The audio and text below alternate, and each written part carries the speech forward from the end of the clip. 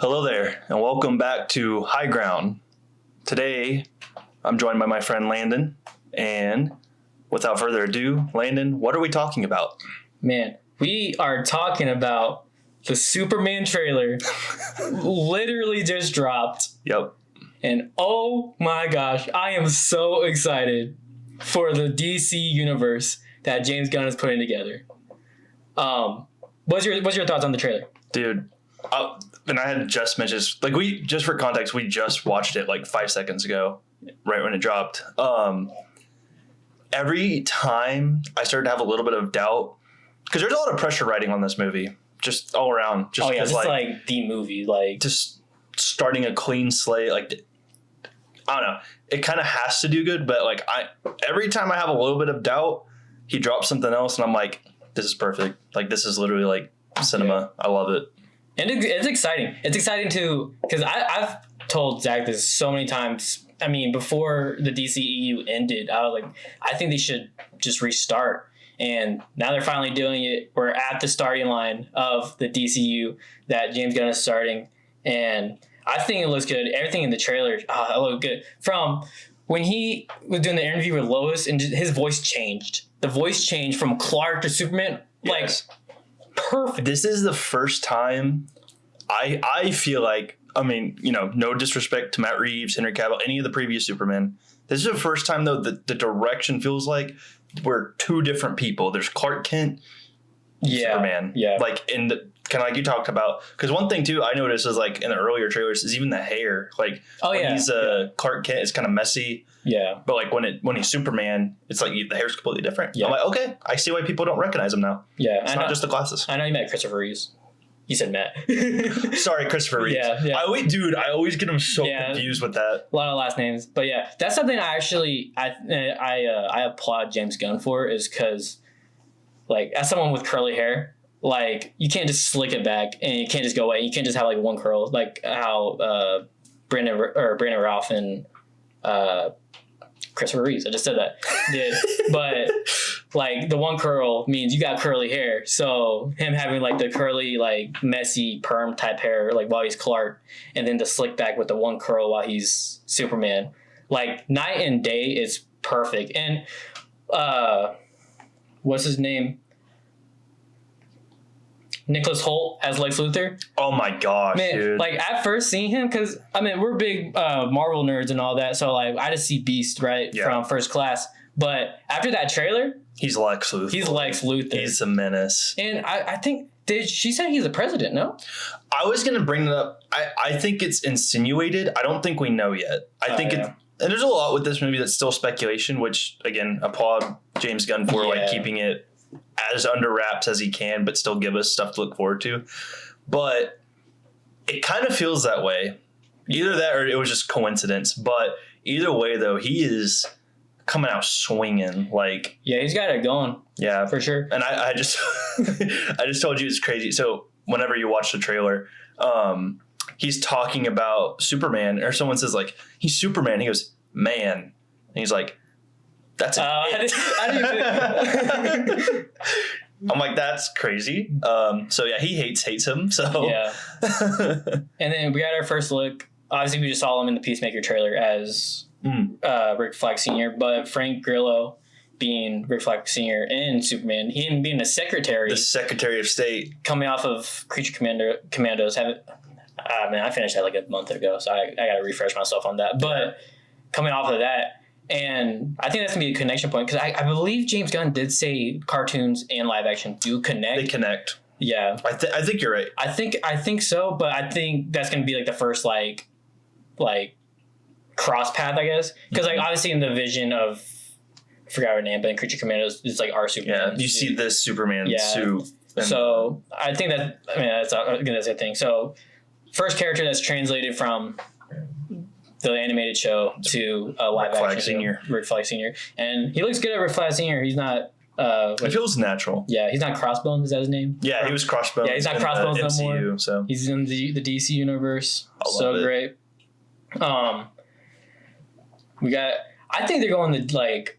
I don't know. Just seeing Mr. Terrific Hot Girl. Man, he's terrific. Say that again. Mr. Terrific, Hot Girl, and Guy Gardner. I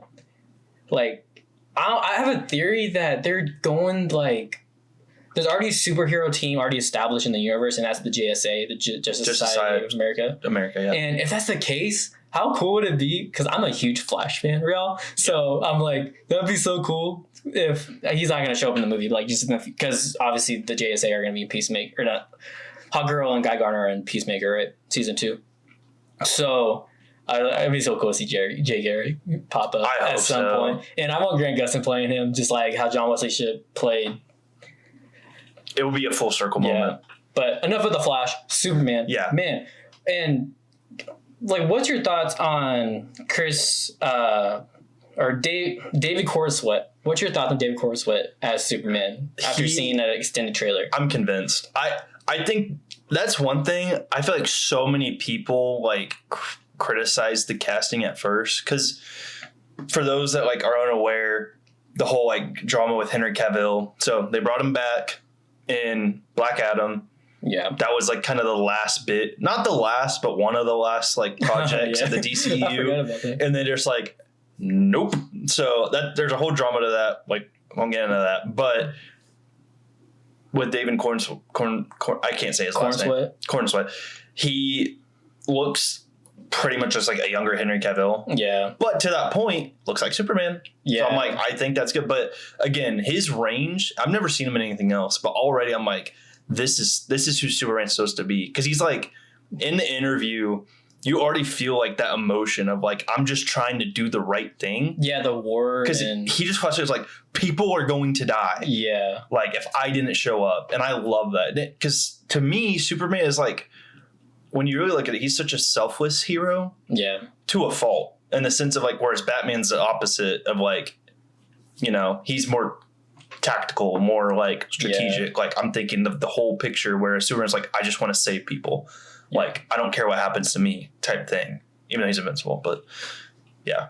Yeah. And then I love I love how, like, I just read the first Action comic. So, like, he has like a huge crush on Lois and that. So I love that he looks like he has a huge crush on Lois, because he was so quick to like, yeah, I'll do an interview as Superman. Yeah. Yeah, girl. I was like, yeah, sure. I love that. I'm like, I love like obviously he loves Lois, and I think Lois obviously they fall in love, obviously, and Lois and Clark, it's like iconic couple. Yeah. Like, and just pop culture. But I love seeing that side of the trailer, just them like being a thing. And it's already established too, which is kind of what we talked about. The beauty with the way James Gunn is going in this direction is we're not having to do the whole origin story again of like, we know who Superman is, we know his story, we're just picking up in the middle of his journey, instead of like context at the beginning again. Yeah. And then you know that scene where he was like handcuffed with Rick Flag? Oh yeah, that got me thinking like, okay, I don't think it's gonna be like the Man of Steel scene where like they arrest him or whatever. Mm-hmm. But like, I wonder if they actually like got like, because there's already superheroes, right? So there's already meta. They might have a way to like. So they already might have like a power dampening to like power dampen him or whatever. Or they might not. You know, he just might be like the same thing as Man of Steel, where he's just a chill guy. He's just a chill guy. Right? Yeah. I mean, it looks good, and then I think the future of the DC. I mean, this is. In my opinion, this is the most important project of the year, of maybe even the decade. Because, I mean, Marvel already had their stint with the Infinity Saga, and they're doing the Multiverse Saga. And obviously, it's not, like, on par as the Infinity Saga, but it's still, like, Marvel, so it's already looking good. But DC, they haven't had a saga. They've had, like, it's been a bumpy road, and the restart, this Superman movie is the start of an entire universe that could go to where like our grandkids are going to still be watching this universe if it does well. And that, in my opinion, really relies on this movie. I know we've seen like 10 at least. How many Superman movies have we seen? At least 6. A lot. 10. I mean, shows and everything. There's so many variations of Superman, but why is this one the most, or not the most important, but like the most pivotal of the modern age? Yeah, because like, and that's again, I think it just comes to DC has had kind of a struggle bus in the past like 5-6 years. You know, we had the whole literally just Justice League. If you look at just the Justice League movie, and I've said this to you a million times, but the reason DC went wrong is they rushed it. They just said, you know, they made Batman versus Superman, Man of Steel, and I can't remember. I think Wonder Woman came before. No, it was before Justice League. It was before, but that's it. Yeah. And then like, and then they overcorrected trying to do Aquaman and the Flash after the fact, but it's like it just wasn't cohesive enough. It would have been like if the Avengers happened after just Iron Man and Captain America movies, basically, like nothing, and then everyone else just shows up. Let me ask you a question. So Marvel started. So the first 5 Marvel movies before Avengers were the main 4. All the superheroes were the main 4 Avengers characters, with the other 2 being in their movies. Right. So with the DCU, so the movies that he's starting with is Superman, Woman of Tomorrow, and Clayface, with the 2 shows being Peacemaker and the Lantern show coming next year. Peacemaker 2 coming out later this year.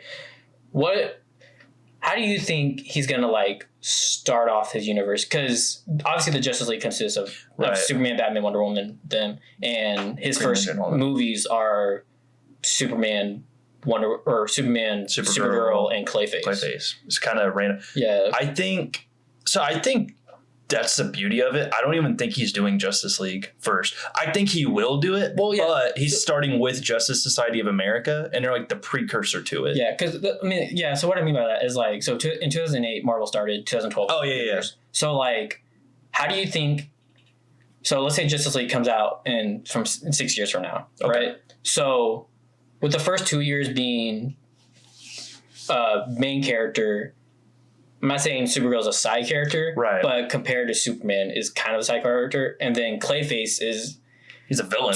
He's a villain, but like to nerds, like we know who he is, but to like the regular folk who only knows about Batman and Superman, they don't really know who he is. Yeah. So how does that? What I'm asking you is, how do you think that's gonna like translate into this DC universe? Yeah. So I think if I'm James Gunn, my first like order of business is start big, which Superman, right? Yeah. Then we're established. The next thing I'm doing is I'm telling stories about characters that are overlooked and are kind of like the underdogs. Yeah. Like Clayface. Not many people even know who Clayface is, like you said, but also like he's a Batman villain in the Rogue Gallery. But like he's such a pivotal like character in the sense of like his powers and stuff. Like he's very much just some random character, but he could have the chance to like have an impact on that universe. But at the same token, I think like if you just look at James Gunn and Marvel, Guardians of the Galaxy, so many people, me included, didn't even know who the Guardians of the Galaxy were before the first movie. 100%. Like they've been in comics for a long time. No one knew who they were. Yeah. James Gunn has this unique talent where he can take the most unlikely characters and make them special. That's true. To the heart of fans with Justice League, but even like the Suicide Squad, like there's so many, like Polka Dot Man. No one knew who Polka Dot Man was. I didn't even know who it was. I was like, okay, sure, looks cool. And then even the Bloodsport with Idris Elba. Yeah. Idris Elba. It's like, who's that? And it's like, okay, this is a cool character. I think that's just who James Gunn is. So I think he's kind of doing both. He's kind of getting a little bit of both. That being said, it's a lot of world building right now, and he's trying to start off on the right foot, but also build up. Like, versus, because if I was going at this the approach of like, if I'm trying to be the perfect Marvel replacement, then I'm like, all right, we're doing Batman, Superman, Flash, Green Lantern, Wonder Woman, Aquaman, or Martian Manhunter, and then we're doing Justice League.